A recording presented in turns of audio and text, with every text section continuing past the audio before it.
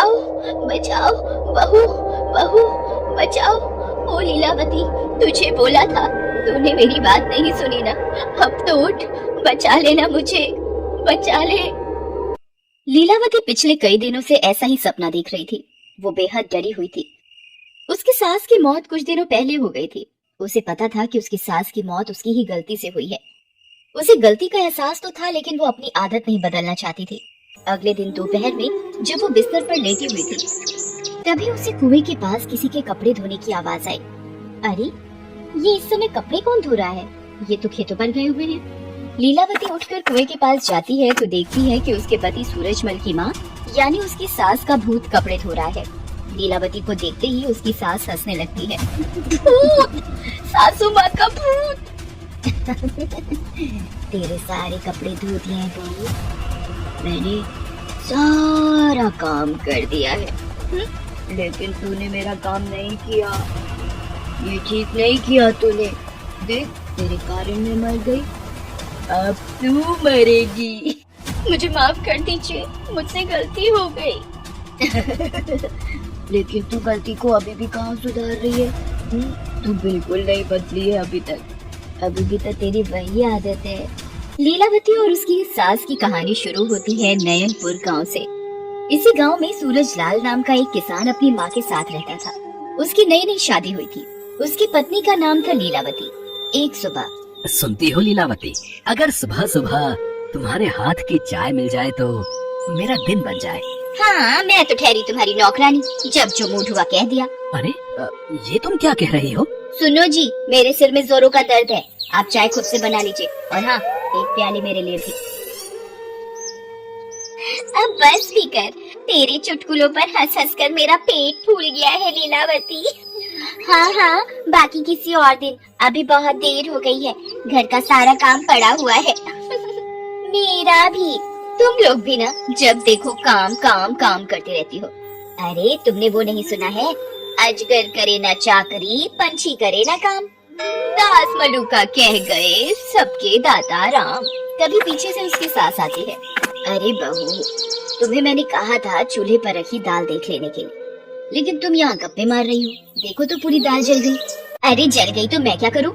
आपको भी तो ध्यान रखना चाहिए, 2500 काम मेरे पास भी होते हैं। लीलावती ना तो अपनी सास की बात सुनती, ना ही अपने पति की। उसकी जो मर्जी होती वही करती। मजाल है कि कभी वो घर के छोटे से काम में भी हाथ बटा दे। लीलावती, अरे लीलावती, अरे कितनी देर कर रही हो? खेतों पर नहीं जाना क्या?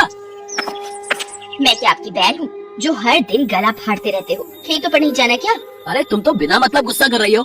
लो, कर लो बात, बिना मतलब गुस्सा कर रही हूँ।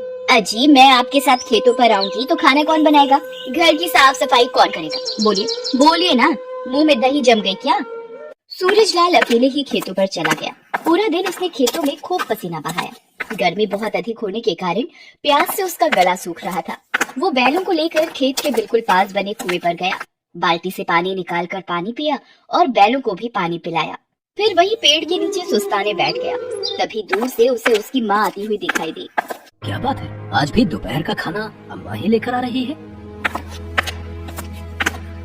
अरे अम्मा, तो फिर इस चिलचिलाती गर्मी में अकेले ही मेरा खाना लेकर आ गई? तो क्या करती, तुझे खेतों पर भूखा छोड़ देती? लीलावती कहाँ थी? अरे बेटा, फिर से बहू के पेट में जोरों का दर्द था, इसलिए मैं आ गई। मतलब आज भी खाना तुमने ही बनाया? अब किसी को तो खाना बनाना होगा ना, भूखे तो नहीं रह सकते। सूरजलाल अपनी पत्नी की आदत से बिल्कुल परेशान हो चुका था। एक दिन जब वो शाम को खेत से लौट रहा था तो उसका सबसे अच्छा दोस्त हरिया उसे रास्ते में मिला।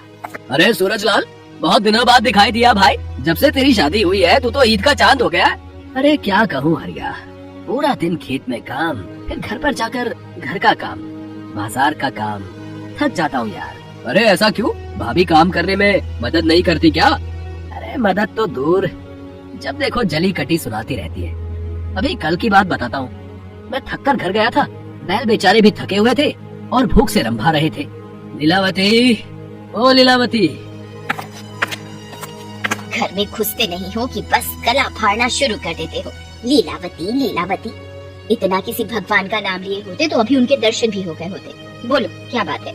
अरे वो मैं कह रहा था कि बैलों को थोड़ा चारा खिला देती, लगता है उनको भूख लगी है।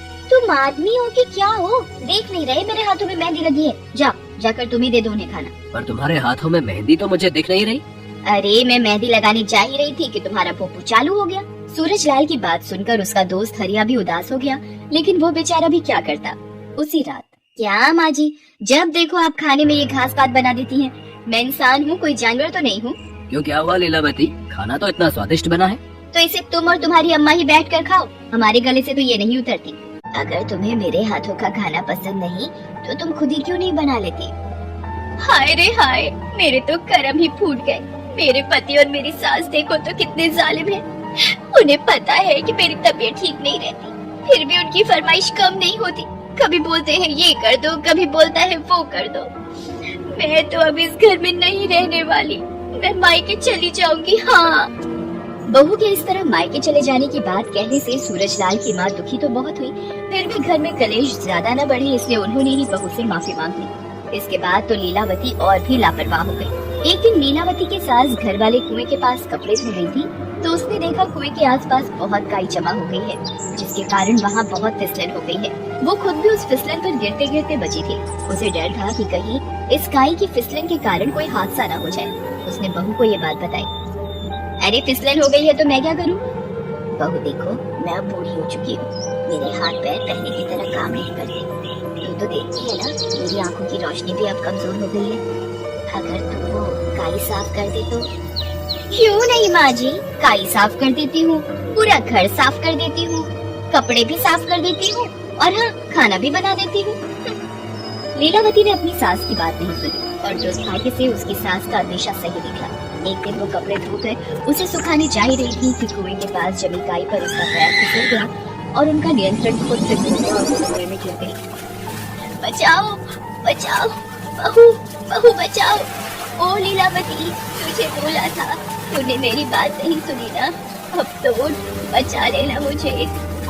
उसकी सास बहुत देर तक उसे आवाज देती रही, लेकिन जब तक वो कुएं के पास आती तब तक उसकी सास कुएं में डूबकर दम तोड़ चुकी थी। मेरे मरने के बाद भी तू नहीं सुधरी। ये देख, कुएं के पास अभी भी काई जमी है। मेरा बेटा अब भी भूखे प्यासे खेत पर जाता है, फिर वापस आकर घर का सारा काम करता है। मैं ये नहीं कहती कि तू सारा काम कर, लेकिन गृहस्थी की गाड़ी तो एक दूसरे के सहयोग से ही चलती है ना। किसी एक पर सारा बोझ दे देगी तो फिर ये गाड़ी पटरी से उतर जाएगी ना। मान ले कल मेरे बदले तू गिर गई होती कुएं में तो क्या होता, या मेरा बेटा ही गिर गया होता तो क्या होता? बोल, ऐसी कामचोरी का क्या फायदा जिससे किसी की जान पर बनाए? माँ जी, मुझे माफ कर दीजिए, मेरे इस कामचोरी के कारण ही आपकी जान चली गई। लेकिन मैं आपसे वादा करती हूँ कि अब मैं सुधर जाऊंगी और आपको शिकायत का मौका नहीं दूंगी। उस दिन के बाद से लीलावती बिल्कुल बदल गई। काम चोरी का त्याग कर उसने अपनी गृहस्थी को पूरी तरह बिखरने से बचा लिया।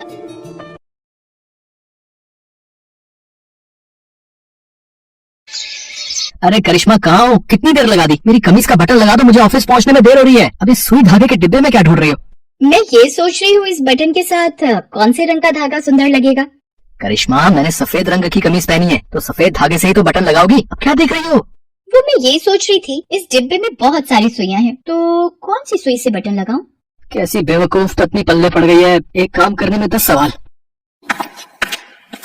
अरे बहू, ला इधर दे ये सुई धागे का डिब्बा। सुबह से रात हो जाएगी पर मजाल है तो बिना सवाल जवाब किए बटन लगा भी दे। चलता हूँ माँ, पहले ही ऑफिस के लिए लेट हो चुका हूँ। संदीप ऑफिस चला जाता है और करिश्मा की सास गायत्री मंदिर चली जाती है। करिश्मा घर पर अकेली थी, तभी गली में से पुराने कपड़ों के बदले नए बर्तन देने वाली एक औरत आवाज लगाती गुजर रही थी। बर्तन ले लो बर्तन, पुराने कपड़े देकर नए बर्तन ले लो, बर्तन ले लो बर्तन। ये तो बहुत बढ़िया स्टील के बर्तन है, अगर मैं कपड़ों के बदले बर्तन ले लूं तो माँ जी और संदीप बहुत खुश होंगे और फिर मेरी बहुत तारीफ भी करेंगे। तब देखती हूँ संदीप मुझे बेवकूफ कैसे कहते हैं। ओ बर्तन वाली, जरा रुकना, ये कढ़ाई कितने कपड़ों में दोगी? बीबी जी, कढ़ाई तो 6 कपड़ों में दे दूंगी, अगर और ज्यादा कपड़े हैं तो और ज्यादा बर्तन दूंगी। ये देखो, कटोरी, प्लेट, गिलास, चीनी, चाय पत्ती के डिब्बे, पर बदले में बढ़िया कपड़े लूंगी।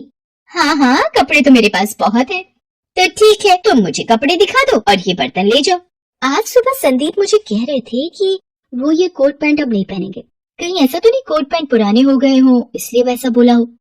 एक काम करती हूँ, ये सारे कोट पैंट इस बर्तन वाली को दे देती हूँ। ये लो, ये सारे कोट पैंट रख लो और ये बर्तन मुझे दे दो। लगता है आज किसी अच्छे की शक्ल देखकर घर से काम के लिए निकली थी। बढ़िया मुर्गी फंसी है। और कपड़े निकलवा लेती हूँ, मेरी तो अच्छी बोनी हो जाएगी। बीबी जी कसम से बड़ा मजा आ गया, तुमने इतने अच्छे कपड़े निकाल दिए मुझे। मेरा तो मन कर रहा है मैं अपना बर्तनों का पूरा टोकरा ही तुम्हें दे दूं, पर उसके लिए तुम्हें मुझे कुछ कपड़े और लाकर देने पड़ेंगे। क्या तुम मुझे ये सारे बर्तन दे दोगी? रुको मैं अभी और कपड़े लाती हूँ। ये माँ जी की साड़ियाँ बड़ी पुरानी हो गई हैं, क्यों न ये भी इस बर्तन वाली को दे दूं। उस दिन माँ जी कह रही थी कि उन्हें कुछ नई साड़ियाँ खरीदनी है। करिश्मा बर्तन वाली को नए नए और महंगे कपड़े देकर बदले में बर्तन ले लेती है। कुछ देर बाद जब उसकी सास और संदीप घर लौटते हैं, ये सब क्या है करिश्मा बहू, ये बर्तन कहाँ से आए? माँ जी आज तो आप भी मुझे शाबाशी दोगी, मैंने ये सारे बर्तन पुराने कपड़े देकर लिए हैं। पुराने कपड़े? पर तुम्हें पुराने कपड़े कहाँ से मिले?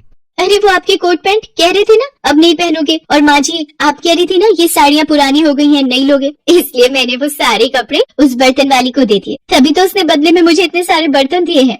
मुझे तो एक दो नई खरीदनी थी, पर तूने तो मेरी सारी अच्छी साड़ियाँ बर्तन वाली को दे दी। करिश्मा ये कैसी बेवकूफी है? मैंने कहा था गर्मियाँ आ गई हैं इसलिए अब नहीं पहनूंगा। अजीब बात है, एक तो पुराने कपड़े देकर बर्तन लिए, ऊपर से फिजूल ही गुस्सा कर रहे हैं। वैसे कुछ भी कहो, ये नए चमचमाते बर्तन देखने में बहुत सुंदर है। करिश्मा रोजाना ही इसी तरह की कोई न कोई बेवकूफी करती रहती थी। एक दिन संदीप जब ऑफिस से आया, माँ वो बॉस इस बार सब ऑफिस वालों को अपने अपने परिवार के साथ जयपुर घुमाने के लिए ले जा रहे हैं। जो जाना चाहता है उनकी लिस्ट बन जाएगी। मैंने तो हाँ कर दी है। इसका भी कारण है कि बॉस इस बार प्रमोशन करने वाले हैं और मैं चाहता हूँ कि बॉस को इम्प्रेस करने के लिए ना हमें उनके साथ घूमने जाना चाहिए। मैं चाहता हूँ ये प्रमोशन मुझे मिले। क्या हम जयपुर घूमने जा रहे हैं? फिर तो बहुत मजा आएगा। माँ प्लीज ध्यान रखना करिश्मा कोई बेवकूफी ना कर दे। पर करिश्मा कोई बेवकूफी न करे ये कैसे हो सकता था? संदीप के ऑफिस का ही एक दोस्त मयंक उसके पड़ोस में रहता था। जब प्रमोशन की बात उसे पता चलती है तो वो अपनी पत्नी रितु से कहता है, रितु मुझे पता है संदीप बहुत चालाक है। वो जयपुर घूमने के बहाने बॉस से तगड़ा प्रमोशन करवा लेगा। बॉस के आगे पीछे घूमता रहेगा ताकि बॉस उससे खुश हो जाए और उसका प्रमोशन कर दे। तुम चिंता मत करो, अगर संदीप चालाक है तो उसकी पत्नी करिश्मा महाबेवकूफ है। तुम अपनी सारी चिंता मुझ पर छोड़ दो, ये प्रमोशन तुम्हारे ही नाम होगा। ना जाने मयंक की पत्नी रितु के दिमाग में क्या चल रहा था। वो करिश्मा को बाजार के बहाने अपने साथ ले जाती है। करिश्मा मैंने सुना है तुम्हारे घर में सब तुम्हें बेवकूफ कहते हैं, पर मुझे तो लगता है कि तुम बहुत समझदार हो। सचमुच तुम कितनी अच्छी हो, मेरी कितनी तारीफ करती हो। ये तारीफ तुम अगर अपनी सास और पति के मुंह से सुनना चाहती हो तो तुम मेरे बताए रास्ते पर चलो, फिर देखना कैसे वो तुम्हारी तारीफों के पुल बांधने लगेंगे। रितु करिश्मा के कानों में कुछ ऐसा कहती है जिसे सुनकर करिश्मा की आंखों में चमक आ जाती है। सब लोग बॉस के साथ जयपुर घूमने के लिए जाते हैं। मैं तो बस में खिड़की के पास वाली सीट पर ही बैठूंगी। माँ जी आप उस साइड बैठ जाओ। करिश्मा थोड़ा धीरे बोलो, तुम्हें पता है ना बॉस और उनकी फैमिली भी हमारे साथ है। क्यों भाई तुम सबको मजा आ रहा है ना? सब एक साथ बस में ट्रेवल कर रहे हैं? सर आपके साथ घूमने का तो अलग ही मजा आएगा, है कि नहीं? सर मैं ये पूरी आलू बनाकर लाई थी, ये लीजिए मैम। भाई वाह, सफर में पूरी आलू खाने का तो अलग ही मजा है कि नहीं? माँ तुमने वो मटर गोभी वाला पुलाव बनाया था ना, वो निकाल देती, वो मैं सर को दे देता। ये मयंक और रितु तो सर को मक्खन लगाने में लगे हुए। करिश्मा मैंने तुम्हें वो पुलाव का डिब्बा बैग में रखने को दिया था, वो देना। माँ जी वो डिब्बा ना बहुत बड़ा था, मैंने घर पर ही छोड़ दिया। अगर मैं वो बैग में रखती तो मेरा ये लड्डू का डिब्बा वहीं रह जाता, पर ये साथ लाना बहुत जरूरी था। करिश्मा अब हम सर को क्या खिलाएंगे? तुम्हारे लड्डू? बोलो, सारे नंबर तो मयंक और उसकी पत्नी रितु बना लेंगे। संदीप अभी करिश्मा से बात कर ही रहा था कि अचानक झटके से बस रुक जाती है। क्या हुआ ड्राइवर, ये बस क्यों रोक दी? अरे कौन हो तुम? रे सब लोग हाथ ऊपर कर लो, कोई भी अपनी जगह से नहीं लेगा। हमने इस बस को अपने कब्जे में ले लिया है। रे साथियों, जितना भी माल और पैसा इस बस में बैठे लोगों के पास है सब लूट लो। सीधी तरह से सब औरतें अपने गहने हमें दे दें, वरना इधर ला ये तेरे गले की सोने की चेन, इधर ला। छोड़ो मुझे। छोड़ो मेरी पत्नी को। क्या छिपा रही है? दिखाओ इधर, दिखाओ। भैया कुछ नहीं, ये लड्डू का डिब्बा, मुझे लगा कहीं आप ये भी न छीन लो इसलिए। इधर दे अपना लड्डू का डिब्बा, इधर दे। नहीं मैं ये लड्डू नहीं दे सकती। करिश्मा यहाँ सबको अपनी जान की पड़ी है, तुम इन लड्डुओं के पीछे क्यों पड़ी हो? बहू दे दो ये लड्डू का डिब्बा इन नास पीटे मरों को। भाइयों इस डिब्बे में तो देसी घी के लड्डू है भाई। इन लोगों के साथ मगज खपा खपा कर भूख बहुत तेज लग रही है। आ जाओ जल्दी से लड्डू खाते हैं। बस का तो हमने लूट ही लिया है, ये लड्डू खाकर ही चलते हैं। गुंडे सारे लड्डू खा जाते हैं, पर कुछ ही सेकंड बाद। भाई जरा बंदूक तो संभाल, मैं भी आया झाड़ियों में से। भाई मेरे से नहीं खड़ा हुआ जाएगा, मुझे बहुत तेज लगी है। तुम दोनों यही रुको, पहले मैं जाऊंगा, मुझे बहुत तेज आ रही है। आपस में ही क्यों लड़ रहे हो? अरे तुम लोग लड़ते रहो, मैं भी होकर आया, मेरे से नहीं रुका जाएगा। बस में बैठे सभी लोग हैरान रह गए। गुंडे एक के बाद एक बस से उतरते, फिर बस में वापस आते हैं, फिर बस से उतरते, फिर बस में वापस आते। बार बार गुंडे झाड़ियों की ओर भाग रहे थे। कुछ देर बाद सब गुंडे हताश हो गए। सब लोगों ने उनको मिलकर बहुत पीटा। संदीप इतनी देर में पुलिस को फोन कर चुका था। मौके पर पुलिस भी पहुंच जाती है। अरे घबराने की कोई बात नहीं है, अब ये गुंडे आपका कुछ नहीं बिगाड़ सकते, ये हमारे कब्जे में है। बहन जी इतना बता दो, इन लड्डुओं में ऐसा क्या था जो हमारी हालत बुरी हो गई? मैंने तो इन लड्डुओं में जमाल गोटा मिलाया था। रितु तुमने ही तो कहा था कि अगर मैं ये जमाल गोटा मिले लड्डू बॉस और उनके साथ आए सब लोगों को खिलाऊंगी तो बॉस संदीप का प्रमोशन कर देंगे, जिसके बाद संदीप और माजी मेरी बहुत तारीफ करेंगे। थैंक यू वेरी मच करिश्मा जी, आज आपकी वजह से इन बदमाश गुंडों का गिरोह हमारी पकड़ में आ गया। ले चलो इनको जीप में डालकर चले। संदीप सचमुच तुम्हारी वाइफ करिश्मा ने आज हम सबकी जान बचा ली। वापस पहुंचते ही एक बड़ा प्रमोशन तुम्हारे नाम होगा, और मयंक तुमसे तो मैं वापस पहुंचकर बात करूंगा। Thank you so much sir. और करिश्मा तुम्हें भी बहुत बड़ा थैंक यू कि तुम मेरी पत्नी हो। मेरी प्यारी बहू, लड्डू तो गुंडों ने खाए, फिर भी सबकी तारीफ मुझे ही मिली। चलो कोई नहीं, मिल तो गई, मुझे तो आम खाने से मतलब है, गुठलियाँ क्यों गिनूं। थैंक यू रितु, तुम्हारी ट्रिक काम कर गई।